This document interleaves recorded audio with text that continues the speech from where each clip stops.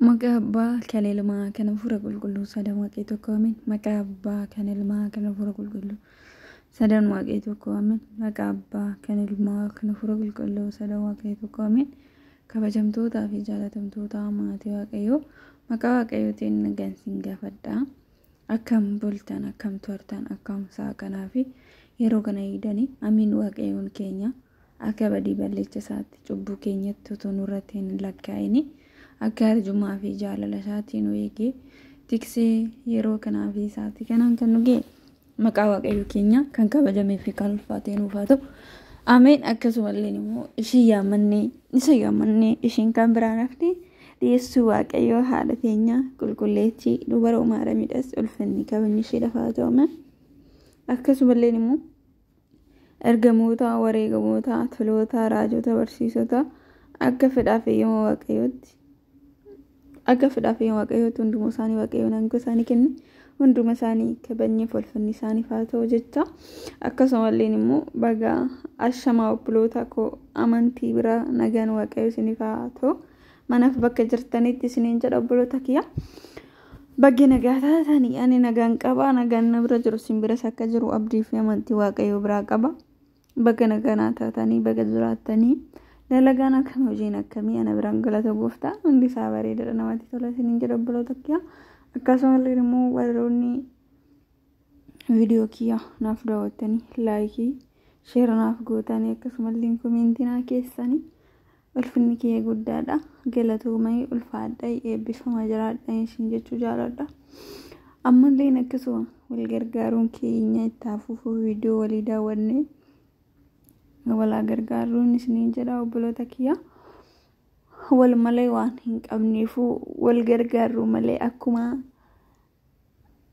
mitiin wal gargaartee arba hiiti jedhama yoon hundi gongoruu baadhee mammaaksa Oromoo keessatti inni akkana isiniin jedha. Yoo wal gargaarre galma yaadne keenya yoo wal cinaa dhaabbanne bakka fedha keenya bakka hawwii keenya hin geenye sana hin jedha obboloota kiyya.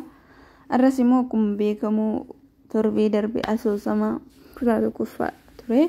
Kutaa lammaffaa arrammoo kutaa lammaffaa isaatiin qabadhee dhufe. Egaa ammallee immoo viidiyoo kiyya gadumaatti daawwachuun keessaniin taafuufonni isiniin jedha obboloota kiyya. Akkasuma immoo yaada keessan naaf kaa'aa viidiyoo kiyya irratti koomeentii jalatti naa kaa'uu hin dagatinaa. Akkasuma immoo warri maatiin aan taane yoordi yuutuubii maatiin naaf taa'aa isiniin jedha obboloota kiyya. Gallattumaan gara asoosamaatti isin dabarsa. Asoosama kutaa lammaffaa yeroo darbee tujubbii keessatti Yoonas gara waaqayyootti galagalee waaqayyoon yaammachuu isaa irra geenye dhaabbannee arramoo kutaa lammaffaa itti fufaa asoosama keenya waliin turtii gaarii. Ati tujubbii keessatti gara galaanaa keessatti na darbattee bishaan humna lolus ana marsee ture. Dhaa keessa fi tuulamee darbatamuu bishaan keessatti hundinuu anarra niyaan jedhee Yoonas gara waaqayyootti ni iyyate. Yommus anuu fuula kee dura gatameera. Deebi'ee mana qulqullummaa kee nan arga laata jedhee garaa isaatti Yoonas ni yaade. Bishaanonni mataa koorra yaa'anii lubbuu koo ni sodaachisan. Tujubbii na marsee margi bishaan keessatti mataatti na marame. Yommus ani gara hundii tolootatti gara waaqa danqaraa isa barbaraa ana irratti cufametti gadi nan bu'ee. Ati garuu yaa waaqayyo gooftaa koo boolla gadi fagoo sana keessaa fayyootti ol na baaftee. Yeroo lubbuun koo na keessatti gaggabdetti yaa waaqayyo koo ani sin yaadadhee. Kadhannaan koos mana kee isa qulqulluu keessatti gara kee ana ni dhufe. Warri waaqolii tolfamaaf warra waa'ee hin baafneef safuu buufatanii waaqayyo isa gaarummaa isaatti argisiisuu ni dhiisu. Ani garuu sagalee galataatiin aarsasiif nan dhiyeessa. Wanta ani wareeges nan baasa fayyisuu kan waaqayyooti jedhee. Ergasii jedhee Yoonas waaqayyoon kadhachuusaa ittuma ni fufee. Ergasii waaqayyoos kadhannaa Yoonaas ni dhagee. Ergasii waaqayyoos qurxummichatti ni dubbatee. Innis immoo gara lafa gogaatti baasee Yoonaas akka tufuun waaqayyoos qurxummicha ni ajaje. Ergasii dubbiin waaqayyoo si'a lammaffaa gara Yoonaasiin ni dhufe. Ka'ii gara Nanawwee dhaqii mandaricha guddittii wanti ani akkasii labsutti sitti himu irraa labsi jedheeni waaqayyoon Yoonaasitti ni dubbate.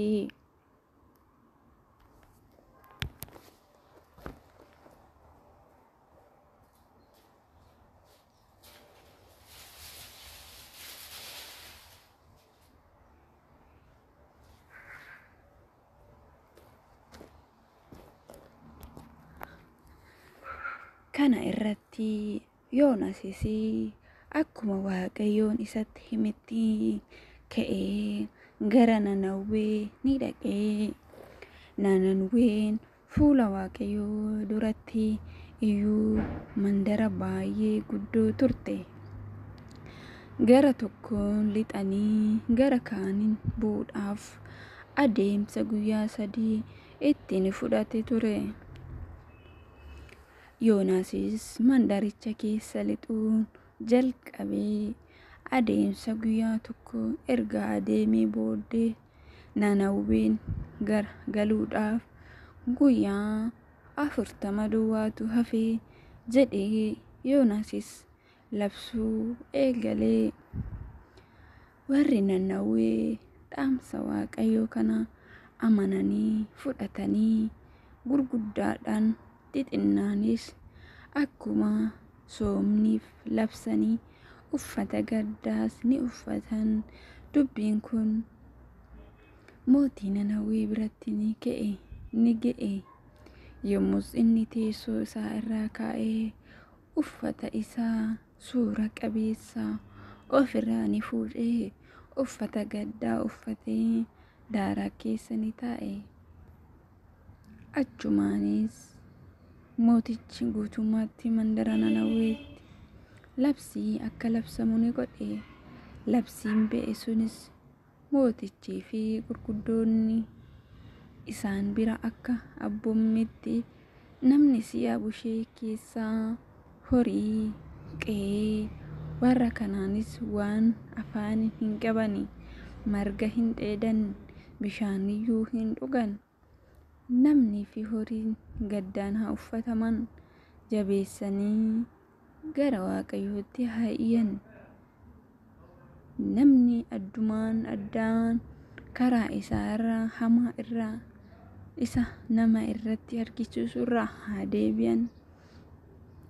Waaqayyoos isaan fiduuf yaade dhiisee deebisee ta'a. Maaltu beekaa akka nuyi hin bannetti aarii isaa finiinaa irraa ni deebi'a ta'a kan jedhu labsee. Waaqayyo kana gochuu isaanii karaa isaanii isa hamaarraa deebi'uu isaanii ni argee.